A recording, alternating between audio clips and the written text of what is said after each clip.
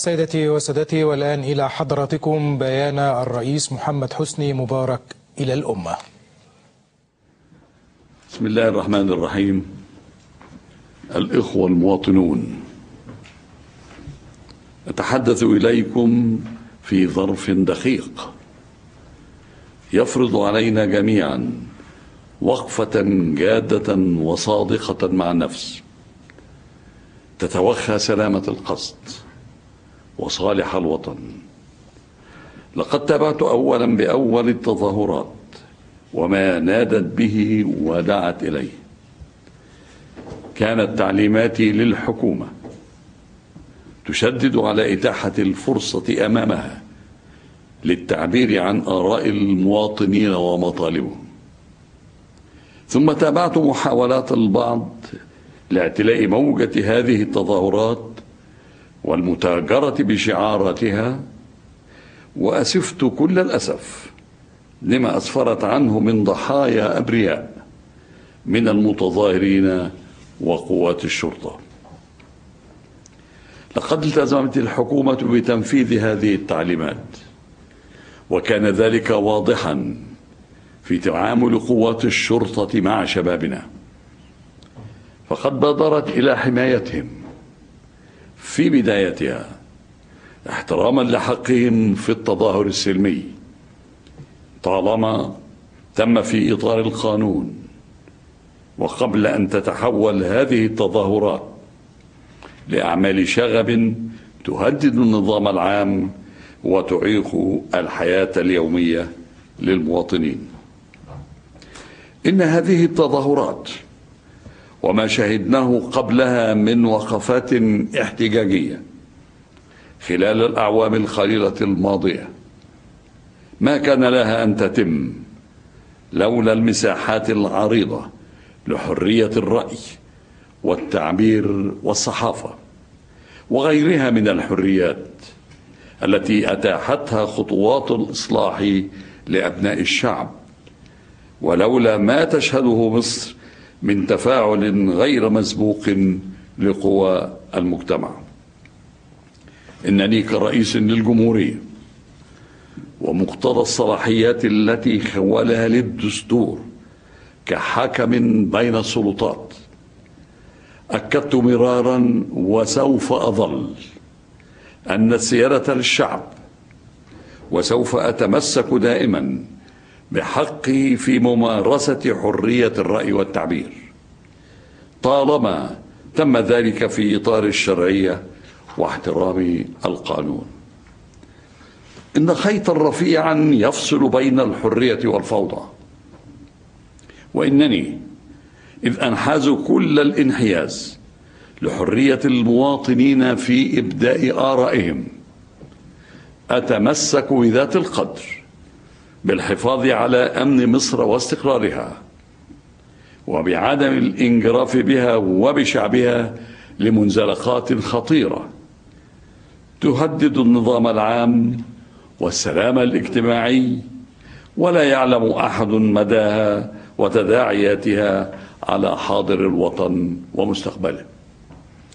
إن مصر هي أكبر دولة في منطقتها سكانا ودورا وثقلا وتأثيرا، وهي دولة مؤسسات يحكمها الدستور والقانون، وعلينا أن نحاذر مما يحيط بنا من أمثلة عديدة انزلقت بالشعوب إلى الفوضى والانتكاس، فلا ديمقراطية حققت ولا استقرارا حفظت. أيها الإخوة المواطنون، لقد جاءت هذه التظاهرات لتعبر عن تطلعات مشروعة لمزيد من الديمقراطية والمزيد من الإسراع في جهود محاصرة البطالة وتحسين مستوى المعيشة ومكافحة الفقر والتصدي بكل حسم للفساد. إنني أعي هذه التطلعات المشروعة للشعب، وأعلم جيدا قدر همومه ومعاناته. لم أنفصل عنها يوما، وأعمل من أجلها كل يوم. لكن ما نواجهه من مشكلات وما نسعى إليه من أهداف لن يحققه اللجوء إلى العنف، ولن تصنعه الفوضى، وإنما يحققه ويصنعه الحوار الوطني والعمل المخلص الجاد. إن شباب مصر هو أغلى ما لديها، وهي تتطلع إليهم كي يصنعوا مستقبلها، وتربأ بهم أن يندس بينهم من يسعى لنشر الفوضى ونهب الممتلكات العامة والخاصة وإشعال الحرائق وهدم ما بنيناه. إن اقتناعي ثابت لا يتزعزع بمواصلة الإصلاح السياسي والاقتصادي والاجتماعي من أجل مجتمع مصري حر وديمقراطي يحتضن قيم العصر وينفتح على العالم. لقد انحست وسوف أظل للفقراء من أبناء الشعب على الدوام، مقتنعا بأن الاقتصاد أكبر وأخطر من أن يترك للاقتصاديين وحدهم، وحرصت على ضبط سياسات الحكومة للإصلاح الاقتصادي كي لا تمضي بأسرع مما يحتمله أبناء الشعب أو بما يزيد من معاناتهم. إن برنامجنا لمحاصرة البطالة وإتاحة المزيد من خدمات التعليم والصحة والإسكان وغيرها للشباب والمواطنين تظل رهنا بالحفاظ على مصر مستقرة وآمنة، وطنا لشعب متحضر وعريق لا يضع مكتسباته وآماله للمستقبل في مهب الريح. إن ما حدث خلال هذه التظاهرات يتجاوز ما حدث من نهب وفوضى وحرائق لمخطط أبعد من ذلك لزعزعة الاستقرار والانقضاض على الشرعية. إنني أهيب بشبابنا وبكل مصري ومصرية مراعاة صالح الوطن، وأن يتصدوا لحماية وطنهم ومكتسباتهم، فليس بإشعال الحرائق والاعتداء على الممتلكات العامة والخاصة تتحقق تطلعات مصر وأبنائها، وإنما تتحقق هذه التطلعات للمستقبل الأفضل بالوعي والحوار والاجتهاد من أجل الوطن.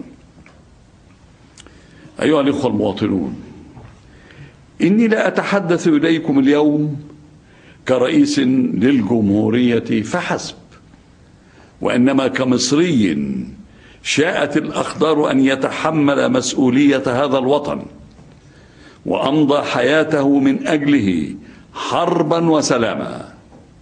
لقد اجتزنا معا من قبل أوقاتا صعبة تغلبنا عليها عندما واجهناها كأمة واحدة وشعب واحد، وعندما عرفنا طريقنا ووجهتنا وحددنا ما نسعى إليه من أهداف.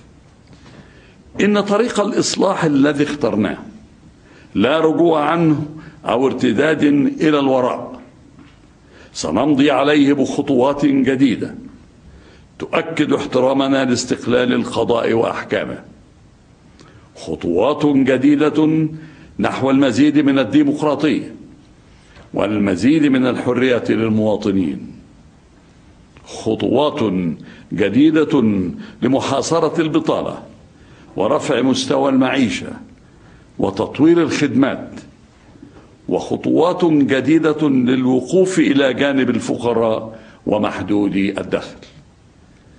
إن خياراتنا وأهدافنا هي التي ستحدد مصائرنا ومستقبلنا، وليس أمامنا من سبيل لتحقيقها سوى بالوعي والعمل والكفاح.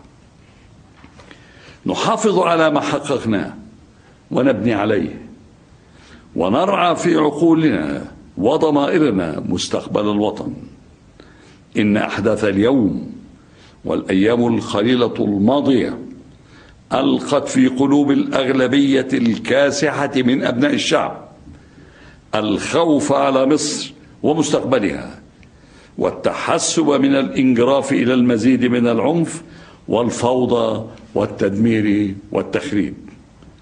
وإنني متحملا مسؤوليتي الأولى في الحفاظ على أمن الوطن والمواطنين. لن أسمح بذلك أبدا. لن أسمح لهذا الخوف أن يستحوذ على مواطنينا، ولهذا التحسب أن يلقي بظلاله على مصيرنا ومستقبلنا. لقد طلبت من الحكومة التقدم باستقالتها اليوم، وسوف أكلف الحكومة الجديدة اعتبارا من الغد بتكليفات واضحة ومحددة للتعامل الحاسم مع أولويات المرحلة الراهنة. وأقول من جديد أنني لن أتهاون في اتخاذ أي قرارات تحفظ لكل مصري ومصرية أمنهم وأمانهم، وسوف أدافع عن أمن مصر واستقرارها وأمان شعبها. فتلك هي المسؤولية والأمانة التي أقسمت يمينا أمام الله والوطن بالمحافظة عليها. حافظ الله مصر وشعبها وسدد على الطريق خطانا، والسلام عليكم ورحمة الله وبركاته.